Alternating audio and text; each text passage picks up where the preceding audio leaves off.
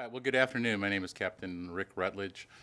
I'm a Deputy PIO here with Austin Travis County EMS, and we're here today because unfortunately we've had a reminder in the last day or two that hot cars kill. And it's what we're here to talk about. None of the people, about 40 people a year see or experience this very event. None of those people thought it could happen to them. None of those people intended for it to happen to them. But sadly, it does. And so we've asked to share information with you to help us remind people of the threats of cars in the sun, hot cars, not only to infants, but to elderly and to pets, and honestly, even plants. Our advice is no living thing is left in a car, an unattended car in the sun. They can kill you. About 40 times a year this happens. There is a law in Texas, for those unfamiliar, that says you cannot leave a child under 7 unattended in a car for greater than 5 minutes. I don't know why 5 minutes is okay. If you've sat in the car with your windows rolled up and the engine off for 5 minutes, you know it's already getting pretty uncomfortable, but that is the Texas law.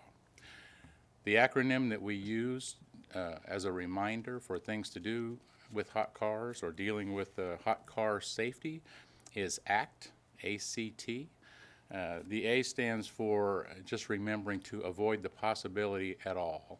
And what we're talking about there is when your car is empty, or when you're not in your car, it needs to be empty. We want to work to avoid heat stroke, organ failure, and ultimately death. And this is not just when you're out driving around taking the child or ensuring the safety of those in the car for a few minutes.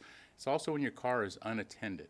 Make sure the car is locked, that the trunk is locked, that the key fob is in a place where the children can't get a hold of it. I've personally been on calls where the child went out, got in the car to play, closed the car inside the house.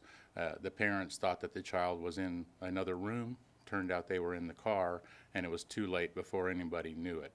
So make your car inaccessible when you're not driving it. Next, the C.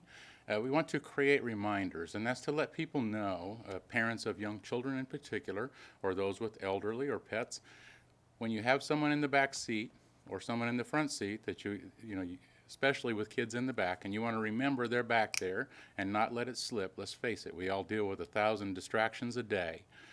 Put some sort of reminder in play. Put your phone back there. Put a shoe back there.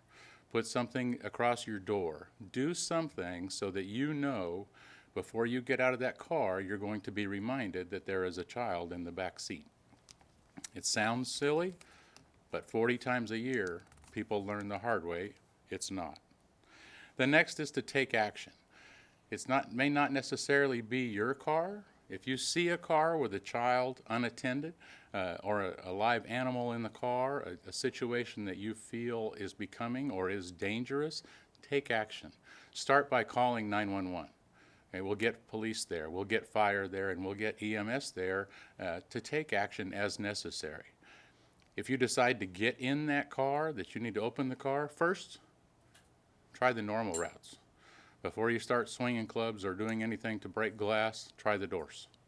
If a window is partially open, yank it out. Do what you have to do or are capable of doing, but at a minimum, call 911, get help on the way, and deal with it as best you can until you get assistance. A car running with someone in it is not okay. We learned recently, I think it was here in Texas, a law enforcement officer had his canine partner in the car. He put him in the car with the AC on high. He went and did his business for a prolonged period of time, came back and the animal was dead. The AC had failed, and with the car running and hot air blowing, it got too hot in the car and the animal was killed. So just leaving it running is not adequate. It's not sufficient. There's no guarantee that everything is going to work out the way you think it's going to work out. So please, don't do it.